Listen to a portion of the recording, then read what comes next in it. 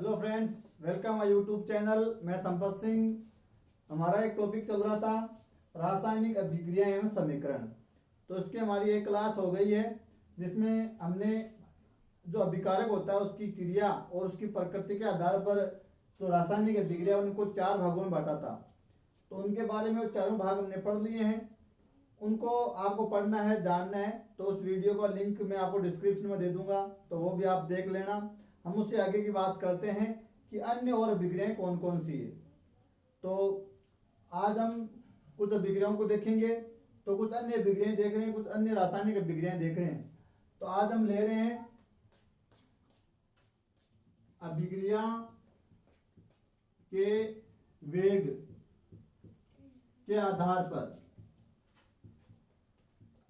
यानी अभिक्रिया के वेग के आधार पर, यानी अभिक्रिया में लिया गया समय के आधार पर कि कितनी जल्दी हो रही है या वो समय लगा रही है।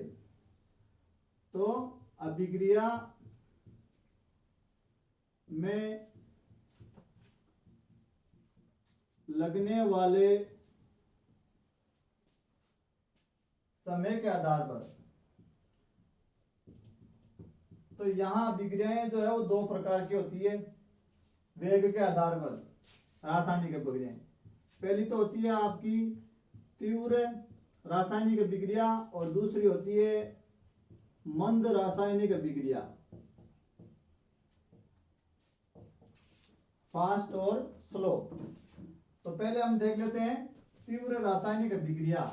तो पहले हमारी तीव्र रासायनिक अभिक्रिया, तो देखो नाम से पता चल रहा है तीव्र, फास्ट, यानी रासायनिक अभिक्रिया बहुत तेजी से हो रही है। यानी वह रासायनिक अभिक्रिया जो बहुत ही कम समय में, कुछ सेकंडों में, कुछ पल के अंदर ही पूर्ण हो जाती है, तेजी से हो जाती है। तो उस अभिक्रिया को हम क्या कहेंगे? तीव्र रासायनिक अभिक्रिया कहेंगे।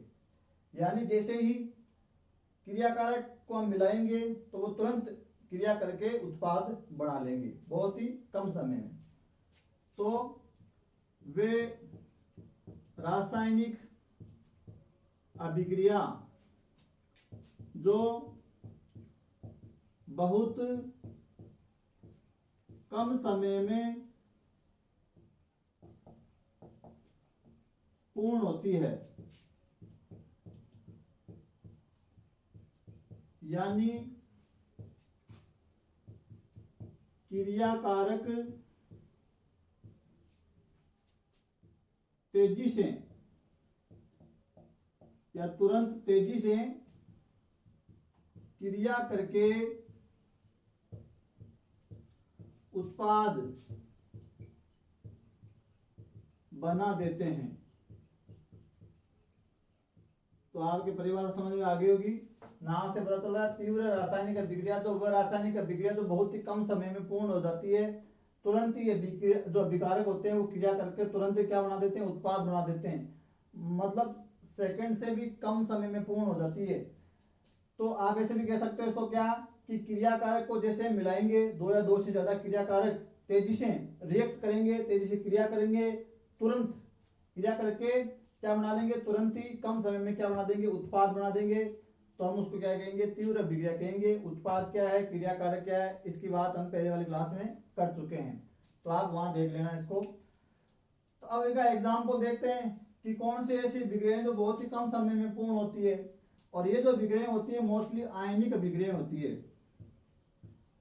आयनिक अभिक्रिया होती है तीव्र अभिक्रिया, ये भी आपको ध्यान रखना है। तो तीव्र अभिक्रिया के अंदर आप ले सकते हो क्या? परबल अम्ल और परबल सार की क्रिया। अगर हम क्या करें? परबल सार प्लस परबल अम्ल की अभिक्रिया कराएं तो ये क्या हो गए? क्रियाकारक हो गए 2। इन दोनों को अगर हम क्रिया कराएं तो ये तुरंत क्रिया करेंगे और क्या बनाएंगे? लवण प्लस जल बनाएंगे और साथ में निकलेगी क्या? उष्मा। तो ये कैसी अभिक्रिया है? तीव्र अभिक्रिया है, फास्ट अभिक्रिया है। जैसे परबल सार में लो यहाँ सोडियम हाइड्रोक्साइड NaOH एक परबल सार है, और अब ले रहा हूं एक परबल अम्ल हाइड्रोक्लोरिक अम्ल HCl। तो यहाँ से Na और यहाँ से Cl दोनों रिएक्ट करेंगे और क्या बना लेंगे, NaCl नमक बना लेंगे, सोडियम क्लोराइड बना लेंगे। पीछे क्या बच गया, यहाँ से हाइड्रोजन और हाइड्रोजन कितने हो गए, 2 और 1 ऑक्सीजन, तो जल निकल गया H2O। और साथ में क्या निकल जाएगी इसमें, उष्मा। तो ये उष्मा क्षेपी प्रकार की विक्रिया होती है।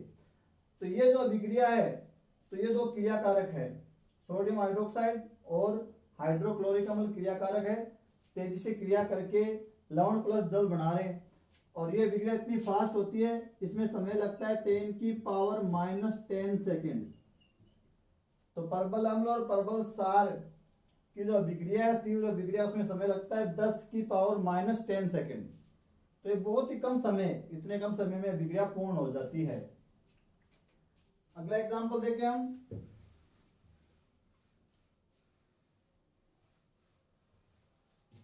अगला एग्जांपल हमारा सिल्वर नाइट्रेट AgNO3, ये क्या है, सिल्वर नाइट्रेट। और अगर इसकी विक्रिया किसी अम्ल से करा दूं, तो ये मैं अम्ल ले रहा हूं परबल अम्ल, हाइड्रोक्लोरिक अम्ल। तो ये भी बहुत तेजी से विक्रिया होती है, यहाँ से Ag और यहाँ से Cl दोनों क्रिया करके बना लेते हैं AgCl सिल्वर क्लोराइड। और पीछे बच गया यहाँ से हाइड्रोजन, यहाँ से नाइट्रेट, तो HNO3 निकल जाता है। तो ये भी तीव्र विक्रिया, इसका समय का तो पता नहीं है, लेकिन ये बहुत ही तीव्र विक्रिया है। नेक्स्ट जो विक्रिया तीव्र विक्रिया, वो है हमारी कौन सी विक्रिया, जो पादपों में होती है। कौन सी, प्रकाश संश्लेषण विक्रिया, प्रकाश संश्लेषण, फोटोसिंथेसिस। जो पादप जो फोटोसिंथेसिस करते हैं, प्रकाश संश्लेषण करते हैं, अपना भोजन बनाते हैं प्रकाश की उपस्थिति में, उसको हम प्रकाश संश्लेषण कहते हैं। वो भी क्या है, तीव्र विक्रिया होती है। देखो क्या होता है उसमें चाहिए क्या, एक तो चाहिए कार्बन डाइऑक्साइड प्रकाश संश्लेषण के लिए, CO2 चाहिए, और क्या चाहिए, और चाहिए क्या, जल H2O। तो प्रकाश संश्लेषण के लिए जरूरी जो क्या क्या जो कच्चा माल है वो क्या क्या है, एक तो है कार्बन डाइऑक्साइड जो वातावरण से पादप को मिल जाती है, फिर क्या मिल जाता है उसको, जल, जड़ों से जल मिल जाता है, और क्या चाहिए, प्रकाश संश्लेषण, तो उसको क्या चाहिए, प्रकाश होना जरूरी है, अन्यथा विक्रिया नहीं होगी। तो 3 हो गया। और चौथा कच्चा माल होगा यहाँ क्या, क्लोरोफिल। तो क्लोरोफिल पत्तियों में होता है ये। तो प्रकाश संश्लेषण की क्रिया कहाँ होती है, पत्तियों में होती है। पादप की जो पत्तियां होती है वो खाद्य फैक्ट्री होती है, पादप के लिए भोजन बनाती है। तो ये जो कच्चा माल है इसमें क्रिया होगी और क्या बनेगा, ग्लूकोज बनेगा C6H12O6, साथ में ऑक्सीजन गैस भी निकलेगी और साथ में जल भी बनेगा H2O। तो ये हो गई प्रकाश संश्लेषण अभिक्रिया। ये बैलेंस नहीं है हमारी सब विक्रिया, संतुलित नहीं है, तो संतुलित करेंगे यहाँ हम। तो यहाँ देखो कार्बन कितने हैं, 6 है, तो यहाँ कार्बन कितना हमारे पास 1 है। हम पहले बात कर चुके हैं, अभिक्रिया को बैलेंस करने के लिए यहाँ 6 नहीं लगाना, आपको क्या लगाना है, पहले लगाना है, तो यहाँ लगा लेंगे 6। तो कितने कार्बन हो गए, 6। अब यहाँ देखो हाइड्रोजन कितने हो रहे हैं, 12 यहाँ पड़े हैं, 2 यहाँ पड़े हैं, तो 12 13 14 हाइड्रोजन पड़े हैं यहाँ। तो 12 करने के लिए मुझे यहाँ क्या करना पड़ेगा, 12 लगाना पड़ेगा। चलो 12 लगा लेते हैं यहाँ। तो अब यहाँ 12 लगाने से क्या हो गए, ज्यादा हो गए हैं, ये गुणा में हो गए, तो 12 दूना 24 हो गए हैं, 24 हाइड्रोजन हो गए हैं।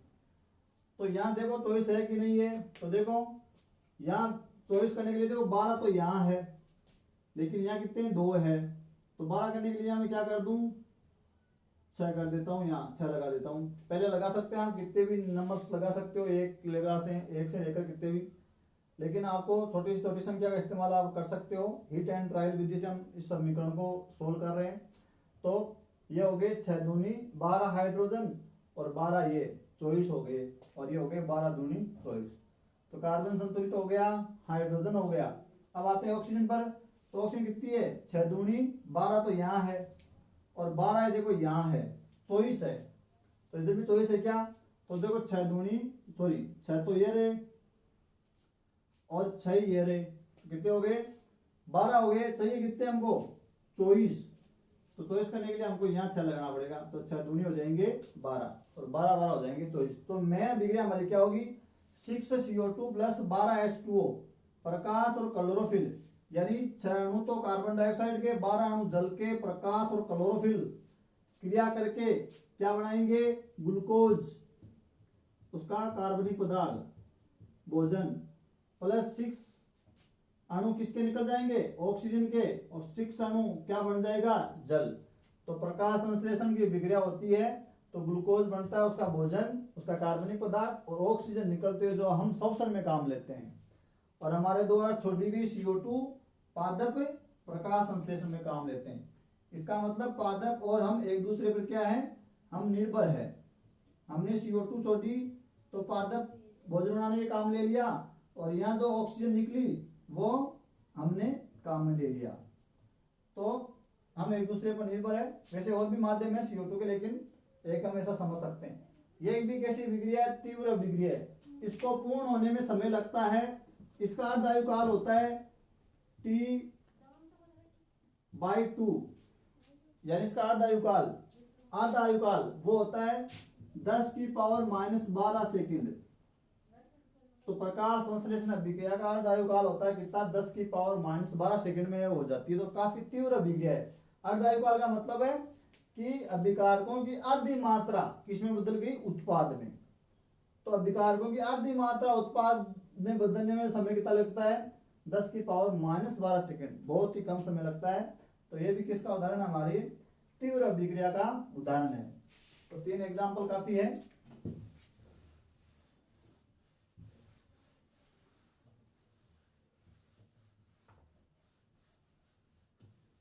अब दूसरा प्रकार है हमारे पास क्या स्लो वाली, यानी मंद रासायनिक अभिक्रिया। तो नाम से पता चल रहा है मंद यानी धीरे धीरे होती है। तो वह रासायनिक अभिक्रिया जिसको पूर्ण होने में घंटा दिन साल समय लग जाता है, यानी अभिक्रिया में अभिकारक तुरंत क्रिया करके उत्पाद नहीं बनाते हैं, कई दिन तक लग जाते हैं। तो वे रासायनिक अभिक्रिया जिसको पूर्ण होने में घंटा, देखो वो सेकंडों में हो रही थी, सेकंड से भी कम समय में हो रही थी, कुछ ही मोमेंट्स में हो रही थी, या घंटा या दिन या साल का समय लगता है। तो वे रासायनिक अभिक्रिया जिसको पूर्ण होने में घंटा दिन या सालों साल लग जाते हैं, ऐसी अभिक्रिया को हम क्या कहते हैं स्लो रिएक्शन यानी मंद रासायनिक अभिक्रिया कहते हैं। यह अभिकारक तुरंत क्रिया करके उत्पाद नहीं बनाते। और इसका सबसे बेस्ट एग्जांपल मैं दे सकता हूं आपको, क्या लोहे पे जंग लगना, लोहे पर जंग लगना। तो लोहे पे जंग लगना आप समझ में आ गया होगा। ऐसा तो है नहीं कि तुरंत ही जंग लग जाता है, कई साल लग जाते हैं, कई दिन लग जाते हैं, कई महीने लग जाते हैं। तो यह आप अच्छा सा उदाहरण याद रख सकते हो, क्या लोहे पे जंग लगना। तो देखो क्या होता है, यह हमारा आयरन यानी Fe फेरिक हो गया, आयरन हो गया Fe आयरन का प्रतीक, और ये वायुमंडलीय ऑक्सीजन से क्रिया करता है, और नमी यानी जल से क्रिया करता है। तो लोहा जब गैसों के और नमी के संपर्क में आता है तो वो क्या बना लेता है, उस पर जंग लग जाता है और वो बनता है फेरिक ऑक्साइड Fe2O3.3H2O। और ये क्या है फेरिक ऑक्साइड, फेरिक ऑक्साइड जिसको हम क्या कहते हैं जंग कहते हैं, जंग। तो जंग का फॉर्मूला क्या होता है Fe2O3.3H2O। तो ये बन गया फेरिक ऑक्साइड, इसको हम जंग कह रहे हैं। अभिक्रिया संतुलित नहीं है, तो संतुलित करने के लिए हम इसको संतुलित करके देखते हैं एक बार। यहाँ देखो 2 ले लेता हूं मैं, और तो यहाँ कितने हो गए Fe 2, इससे गुणा होकर कितने हो गए 4, और इधर कितना है 1 ही है, तो 4 करने के लिए लगा देता हूं 4। अब देखो अन्य को सोल्व करना तो आसान हो जाएगा, इसलिए हमने यहाँ 2 लिया है। अब बात करूं मैं ऑक्सीजन की, ऑक्सीजन कितने इधर देखो 3 तो ये रहे 3, और 3 ये दो यहाँ 2 से गुणा भी होंगे, तो 3 दूनी 6, और ये 3 इस 2 से भी गुणा होंगे। समझ रहे हो बात को, ये 3 ऑक्सीजन है यहाँ देखो, तो 3 दूनी ये इस 2 से गुणा होकर कितने हो जाएंगे 6, और ये 3 ये 2 पूरा के गुणा में है, पूरा जो यौगिक है इसके पूरा में गुणा में है, तो ये 3 और ये 3 इससे गुणा होकर कितने हो जाएंगे 6। तो कितने ऑप्शन हो गए इधर 12। तो इधर 12 करने के लिए मुझे क्या करना पड़ेगा, यहाँ 6 लगाना पड़ेगा। तो ये कितने हो गए 6 दूनी 12, तो ये ऑक्सीजन संतुलित हो गया। अब लेते हैं क्या, अच्छा 12 करने की 6 करने की जरूरत नहीं है, देखो यहाँ हमारे पास ऑक्सीजन यहाँ भी पड़ा है अभी, तो एक बार इसको कम ही कर लेते हैं, देखते हैं एक बार हाइड्रोजन पे आते हैं। तो हाइड्रोजन कितने हैं यहाँ 3 दूनी 6, 3 दूनी 6 और 6 दूनी 12, देखो पूरा के गुणा में, ये 3 दूनी 6 है और ये डॉट ये इसके भी गुणा में है, तो 3 दूनी 6 और 6 दूनी 12, तो हाइड्रोजन कितने हैं 12 है। तो 12 करने के लिए यहाँ 6 लगाना पड़ेगा, तो 6 दूनी 12 हो गए, तो हाइड्रोजन का काम हो गया। ऑक्सीजन को देख लो, देखो 6 तो यहाँ हो गए, तो इससे का काम हो गया। टोटल हमारे पास कितने 12, तो यहाँ कितना करना पड़ेगा 3 ही करना पड़ेगा हमको, तो 3 दूनी 6 और 6 ये 12, समझ में आ गया होगा शायद। आयरन ऑक्सीजन और नमी क्रिया करके फेरिक ऑक्साइड बना रहे हैं Fe2O3.3H2। तो यहाँ देखो हमने 2 ले लिया था, F कितने हो गए 4 हो गए और ये भी 4 हो गए। यहाँ हाइड्रोजन कितने हैं 6 दूनी 12, तो यहाँ देखो 3 दूनी 6 और 6 दूनी 12, इस 2 से गुना हो गए, तो ये 12 हो गए। ऑक्सीजन हमारे कितने इधर 3 दूनी 6 और 6 12, तो यहाँ देखो 3 और 3 इससे गुना होकर कितने हो जाए 6 और ये 3 इससे गुना होकर 6 तो 12, तो अब विक्रिया हमारी क्या हो गई संतुलित हो गई। तो ये हमारी क्या है मंद विक्रिया, जिसमें कई दिन कई महीने कई साल लग जाते हैं। दूसरी विक्रिया हम ले रहे हैं पोटेशियम क्लोरेट KClO3, इसको क्या कहते हैं पोटेशियम क्लोरेंट, और ये भी क्या है मंद विक्रिया है, तो ये टूटता है KCl प्लस ऑक्सीजन में, पोटेशियम क्लोराइड प्लस ऑक्सीजन में टूटता है कई दिनों में। तो विक्रिया को बैलेंस करने के लिए हमको क्या करना पड़ेगा, यहाँ 2 ले लो, और तो यहाँ पोटेशियम कितने हो गए 2, तो इसको 2 करने के लिए यहाँ मुझे 2 लगाने पड़ेंगे, तो यहाँ भी देखो पोटेशियम कितने हो गए 2 हो गए। अब क्लोरीन कितने हो गए देखो 2 हो गए Cl, और यहाँ भी देखो कितने हो गए 2। ऑक्सीजन कितने हैं 3 दूनी 6, तो ये देखो कितने हैं यहाँ 2 ही है, तो यहाँ 3 लगा देता हूं, तो 3 दूनी 6, 3 दूनी 6 और ये भी 3 दूनी 6, तो हमारी विक्रिया क्या हो गई है बैलेंस हो गई है। तो ये भी कैसी विक्रिया है मंद विक्रिया है। चलो नेक्स्ट लेते हैं, इसका ही एक एग्जांपल और ले लेते हैं मंद विक्रिया का, वो है एसिटिक एसिड CH3COOH, ये क्या है एसिटिक एसिड है, और इसकी विक्रिया हम करेंगे एथेनॉल के साथ C2H5OH, ये क्या है एथेनॉल। तो यहां से क्या निकलेगा H पॉजिटिव के रूप में निकल जाएगा, ये नेगेटिव रह जाएगा पूरा, और यहां से OH नेगेटिव और ये पॉजिटिव, तो ये देखो ये H पॉजिटिव के रूप में निकल रहा है, तो ये पॉजिटिव इस नेगेटिव के साथ जाएगा और क्या बना लेगा H और H क्रिया करके क्या बनाएगा H2, और ये ऑक्सीजन क्या निकल गया जल निकल गया। पीछे जो बच गया उसको लिख दो जैसा का जैसा है, तो यहाँ क्या बच गया CH3COO, ये H निकल चुका है, और यहाँ OH निकल चुका है, क्या बच गया C2H5। इसको कहते हैं एथिल एसीटेट, एथिल एसीटेट, या आप इसको एस्टर भी कह सकते हो एस्टर। तो एस्टर का निर्माण कैसी विक्रिया मंद विक्रिया है, तो एसिटिक एसिड और एथेनॉल क्रिया करके एथिल एसीटेट यानी एस्टर बनाते हैं, साथ में जल निकलता है, ये भी धीरे धीरे होने वाली विक्रिया है मंद विक्रिया है। तो ये हो गई हमारी की सब विक्रिया तीव्र और मंद विक्रिया। अब हम चलते हैं एक और विक्रिया का प्रकार लेके, तो यहाँ हम एक प्रकार और पढ़ेंगे और कुछ विक्रिया और बच जाएगी, वो हम नेक्स्ट क्लास में देखेंगे। वीडियो का मतलब 3 पार्ट है उसमें देखेंगे, और उसमें पढ़ेंगे हम ऑक्सीकरण अपचयन और उदासीनीकरण विक्रिया। तो अगली जो विक्रिया हमारी वो है अनुत्क्रमणीय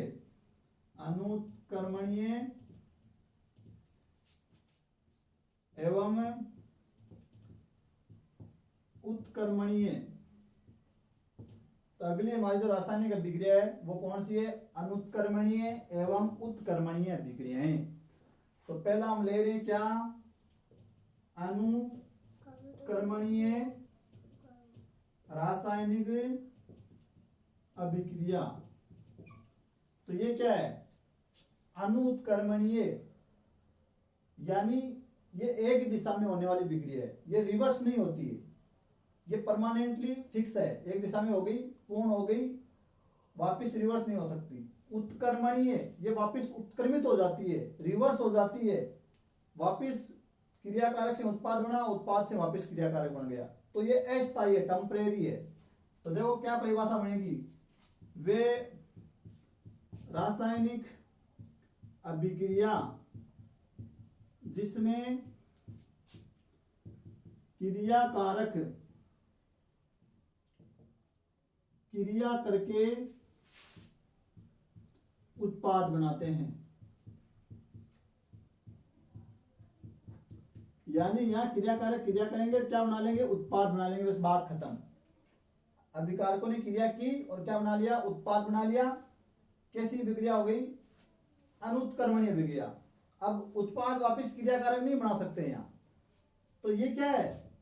एक दिशीय विक्रिया है, यानी ये एक ही दिशा में संपन्न होती है, एक दिशा में संपन्न होती है, अग्र दिशा में संपन्न होती है, एक दिशा में संपन्न हो जाती है, वो भी कौन सी है? अग्र दिशा में पूर्ण हो जाती है, वापस रिवर्स नहीं हो सकती। तो रिवर्स नहीं हो सकती तो ये कैसी अभिक्रिया है? स्थायी अभिक्रिया है, परमानेंट अभिक्रिया। ये आप इसके अभिक्रिया के गुण हैं। तो आप इन दोनों में जब अंतर करोगे तो यहां से आप अंतर निकाल सकते हो। तो वे रासायनिक अभिक्रिया जिसमें क्रियाकारक क्रिया करके क्या बना लेते हैं? उत्पाद बना लेते हैं, अभिक्रिया हो गई, पूर्ण हो गई। ये एक ही दिशा में संपन्न होती है, वो भी कौन सी दिशा? अग्र दिशा, वापस रिवर्स नहीं हो सकती। कैसी अभिक्रिया? स्थायी अभिक्रिया है। और ये क्या हो जाती है? अभिक्रिया कुछ ही समय में या कुछ जो भी समय लगता है, कुछ समय बाद अभिक्रिया क्या हो जाती है? पूर्ण हो जाती है, कंप्लीट हो जाती है, अभिक्रिया पूर्ण हो जाती है।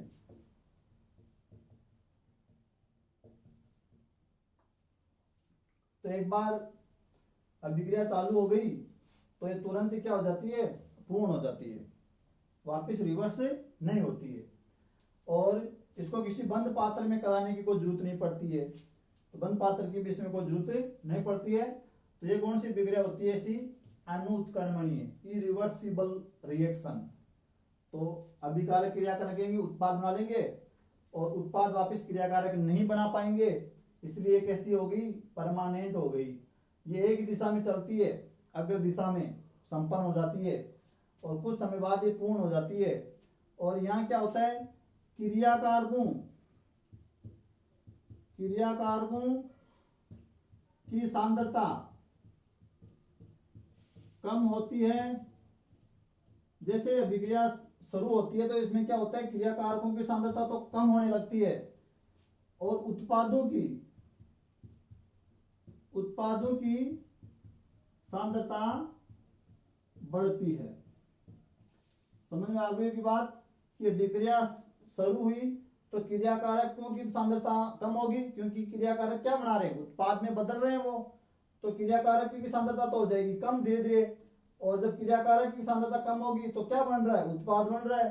तो उत्पाद की लगातार सांद्रता में क्या हो जाएगी? बढ़ोतरी हो जाएगी। तो क्रियाकारक यहाँ कम हो जाएंगे सांद्रता में, और उत्पाद सांद्रता में बढ़ जाएंगे। तो ऐसी विक्रिया को हम क्या कहेंगे? अनुत्कर्मणीय विक्रिया कहेंगे। चलो कुछ एग्जाम्पल देख लेते हैं।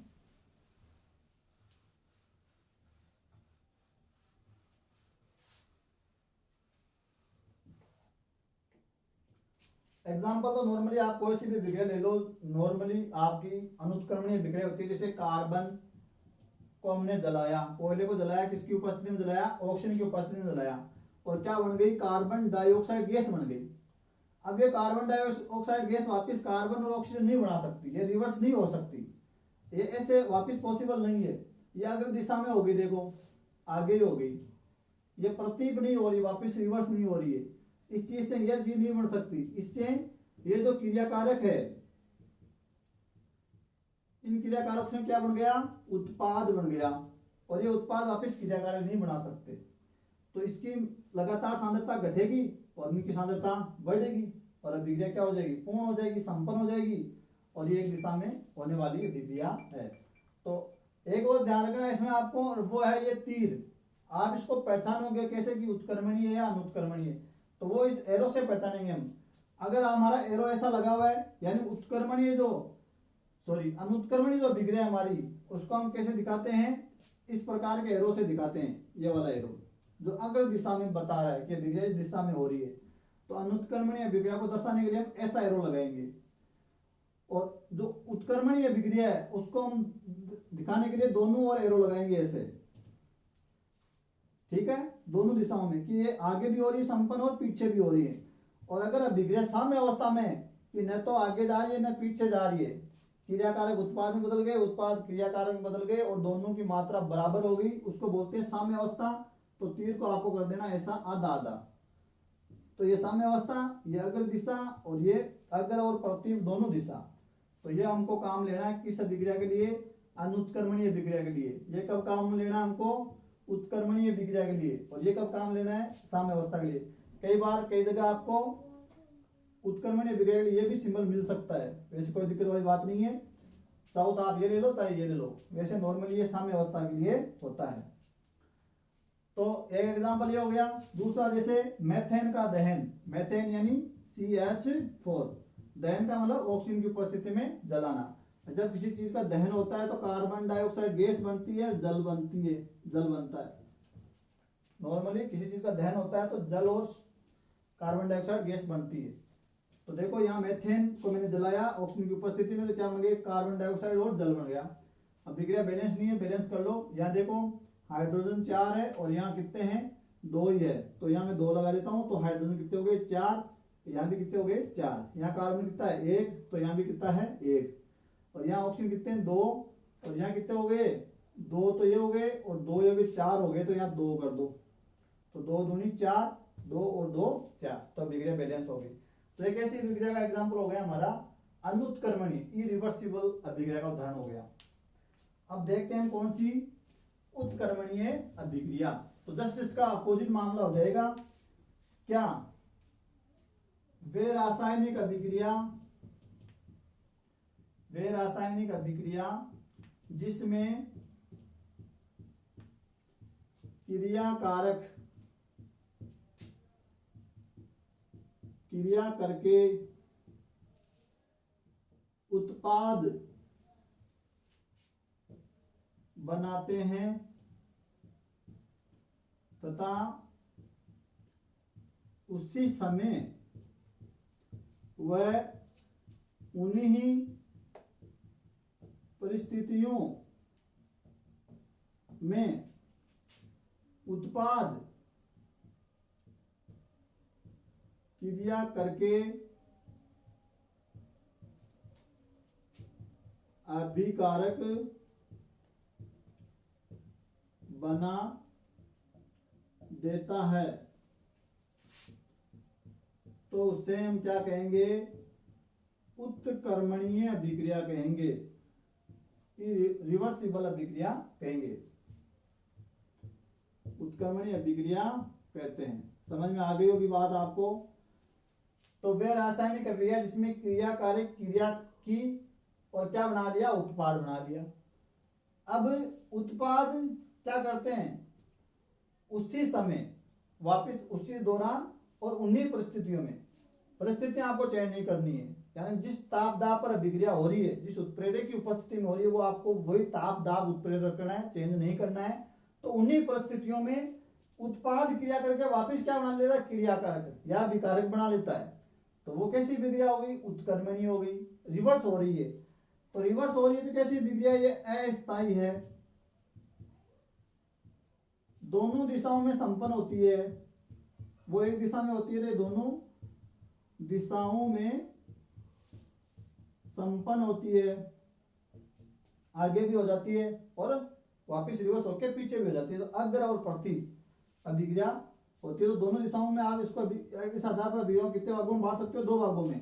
एक तो क्या अग्र अभिक्रिया और एक क्या पश्च या प्रतीप अभिक्रिया। तो यहां तो क्या हो रहा है, अग्र अभिक्रिया में तो क्या हो रहा है, क्रिया करके क्या बनाते हैं, उत्पाद। अग्र अभिक्रिया में क्या होता है, क्रिया करके क्या बना लेते हैं, उत्पाद। और प्रतीप में क्या होते हैं, उत्पाद क्रिया करके वापस क्या बना देते हैं, क्रिया कारक। समझ में आ गई होगी बात। यह अभिक्रिया दोनों दिशाओं में संपन्न होती है। तो इस आधार पर हम उसको दो भागों में बांट सकते हैं, अग्र अभिक्रिया और प्रतीप यानी पश्च अभिक्रिया। अग्र अभिक्रिया का मतलब है कि क्रिया कारक क्रिया करेंगे क्या बना लेंगे, उत्पाद। और प्रतीप अभिक्रिया का मतलब क्या है, उत्पाद क्रिया करके वापस क्या बना लेंगे, क्रिया कारक। तो ये दोनों दिशाओं में संपन्न होती रहती है, इसलिए कैसी है, टेम्परेरी है, अस्थायी है।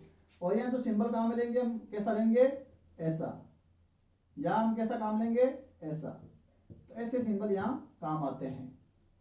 दूसरी बात, जो उत्क्रमणीय अभिक्रिया है ये वापस रिवर्स हो जाती है।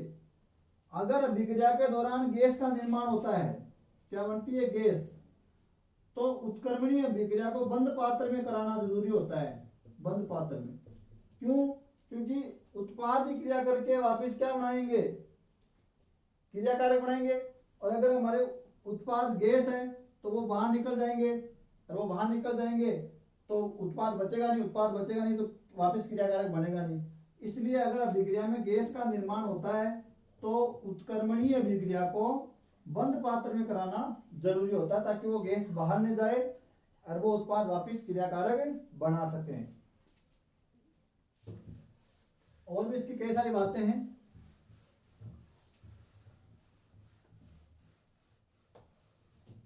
नेक्स्ट बात क्या है, अभिक्रिया आरंभ होने के बाद, अभिक्रिया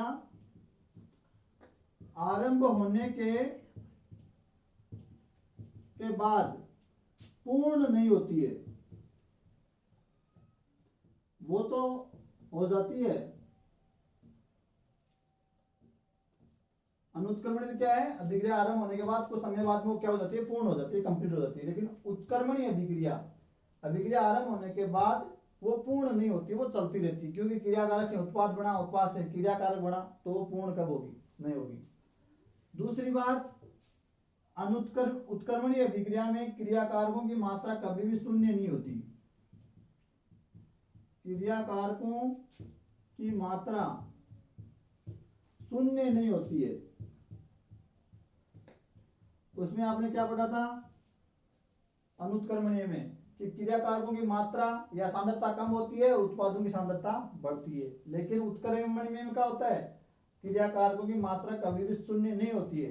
क्यों नहीं होती है, क्योंकि जब क्रिया कारक क्रिया करके पर्याप्त मात्रा में उत्पाद बना लेते हैं, अनुकूल मात्रा में क्या बना लेते हैं, उत्पाद। क्रिया कारक क्रिया करके अनुकूल मात्रा में जब उत्पाद बना लेते हैं, तो ये अभी कुछ ही काम में आए हैं। अनुकूल मात्रा में जैसे उत्पाद बना, उत्पाद क्रिया करके वापस क्या बना लिया, अभिकारक या क्रिया कारक बना लिया। तो इसलिए क्रिया कारकों की मात्रा इसमें शून्य नहीं होती है, और इसी वजह से ये ऐसे चलती रहती है, रिवर्स होती रहती है। इसलिए क्या नहीं होती है, पूर्ण नहीं होती है। और अगर गैस बन रहे हैं तो अभिक्रिया को बंद पात्र में कराना जरूरी है, ठीक है। और इसको हम दोनों दिशाओं में या ऐसे इसको दर्शाएंगे। और या सांद्रता कुछ समय के लिए कम होगी और वापस मेंटेन हो जाएगी। और अभिक्रिया जब चलती है तो कुछ समय बाद में जब दोनों ओर की मात्रा बराबर हो जाती है तो अभिक्रिया साम्य अवस्था में आ जाती है और वहीं रुक जाती है। तो पूर्ण नहीं होती है, चलती रहती है। और वो मात्रा है दोनों ओर की भी कभी भी शून्य नहीं होती, वो बराबर हो जाती है लेकिन शून्य नहीं होती है। तो ये ऐसी अभिक्रिया को हम क्या कहेंगे, उत्क्रमणीय अभिक्रिया कहेंगे। अस्थायी अभिक्रिया है। बंद पात्र में अगर गैस का निर्माण हो रहा है तो बंद पात्र की जरूरत पड़ जाएगी हमको, अन्यथा कोई दिक्कत वाली बात नहीं है। और अब कुछ एग्जांपल देख लेते हैं। जैसे हमारे पास है एक तो अमोनिया का निर्माण, तो nitrogen gas plus hydrogen gas मिलकर क्या बनता है, अमोनिया बनता है। तो N2 + 3H2 = 2NH3, ये हो गया अभिक्रिया हमारा बैलेंस। देखो नाइट्रोजन 2 है तो नाइट्रोजन 2 हो गया, यहाँ 3 दूनी 6, हाइड्रोजन 2 3 दूनी 6 हो गए। तो ये कैसी अभिक्रिया है, उत्क्रमणीय अभिक्रिया। तो आप इसको ऐसे लिखोगे, या तो ऐसा एरो लगा लो आप, कैसी अभिक्रिया हो गई है, उत्क्रमणीय अभिक्रिया हो गई। और चाहो तो आप यहाँ ऐसा एरो भी लगा सकते। इसी प्रकार अमोनियम क्लोराइड NH4Cl, तो ये NH4 positive plus Cl negative बना लेता है। इसी प्रकार आप ले सकते हो क्या, कार्बोनिक अम्ल H2CO3 प्लस जल, और ये भी क्या करता है, जब साम्य अवस्था में आ जाता है, ऐसा एरो लगा रहे हैं हम यहाँ, या एक हाइड्रोजन यहाँ आ जाता है, यहाँ से दो से निकल के एक यहाँ चला जाता है, तो ये हो जाता है H3O पॉजिटिव प्लस यहाँ से एक कम हो गया तो HCO3 नेगेटिव। ये साम्य अवस्था की स्थिति है, ठीक है। और ये दोनों दिशाओं की स्थिति है, और ये है एक दिशा की। तो ये कुछ एग्जांपल हो गए हमारे किसके अभिक्रिया के, उत्क्रमणीय अभिक्रिया के। काफी है। तो वीडियो आशा करता हूँ आपके समझ में आया होगा। कुछ डाउट है तो आप कमेंट करके पूछ लेना, और वीडियो देखने के लिए धन्यवाद।